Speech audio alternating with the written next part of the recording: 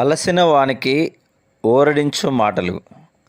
సహోదరుడు భక్త సింగ్ గారి పరిచర్య నుండి సేకరించిన అనుదిన ధ్యానములు. మే 25. నన్ను బలపరచువాని యందే నేను సమస్తమును చేయగలను. ఫిలిప్పి 4:13. ఇశ్రాయేలీయులు యోర్దాను నదిని దాటి కనాను దేశములో ప్రవేశించవలెను. మిక్కిలి అసాధారణమైన మార్గములో వారు ఆ నదిని దాటిరి. క్రీస్తు యేసులోనున్న మన స్వాస్థ్యమును మనం ఏ విధంగా ప్రవేశించి అనుభవించవలెనో ఆ మార్గమును ఇది మనకు తెలియజేయుచున్నది. సర్వలోకనాథుని నిబంధన మందసం మీకు ముందుగా యోర్దాను దాటబోచున్నది. యెహోషువ 3:10. నిబంధన మందసమును మోయు యాజకులు దానిలో ప్రవేశించవలసి ఉండగా వారి పక్షమున యుద్ధము చేయుటకు దేవుడు తానే వారికంటే ముందు వెళుచున్నాడు. ఆ నదిని దాటి బలమైన శత్రువులు ఆక్రమించుకొనిన భూమిని స్వాధీనం చేసుకొనుట వారి స్వంత శక్తిని బట్టి, బలమును బట్టి, సామర్థ్యమును బట్టి జరిగినది కాదు.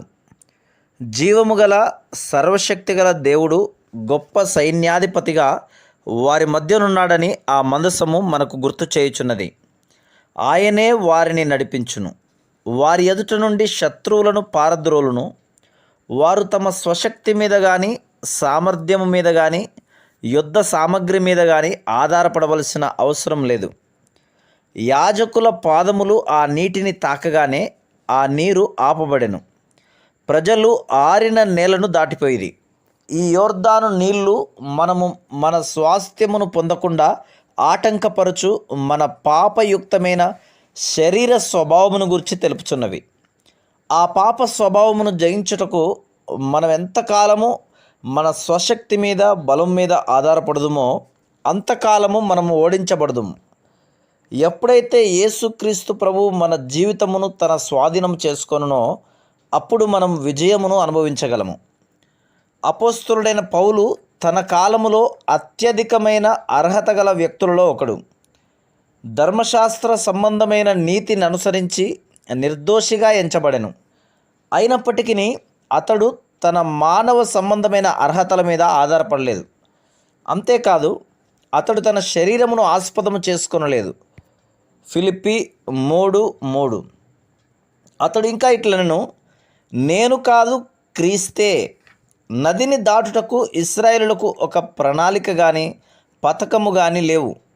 కానీ వారు దేవుడు తమకిచ్చిన ప్రణాళికకు పూర్తిగా విధేయత చూపిరి.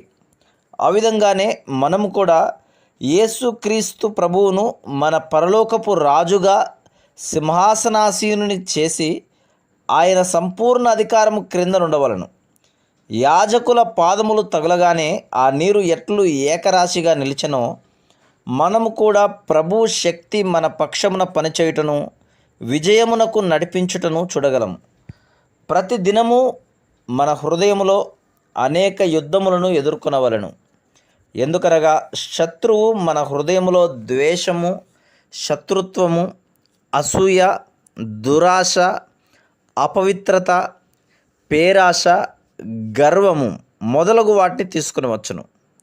మన స్వశక్తిచే కానీ, జ్ఞానముచే కానీ, తెలివితేటలచే కానీ ఈ విధమైన కోరికలు, భావోద్రేకములు, తలంపులను మనం జయించలేము.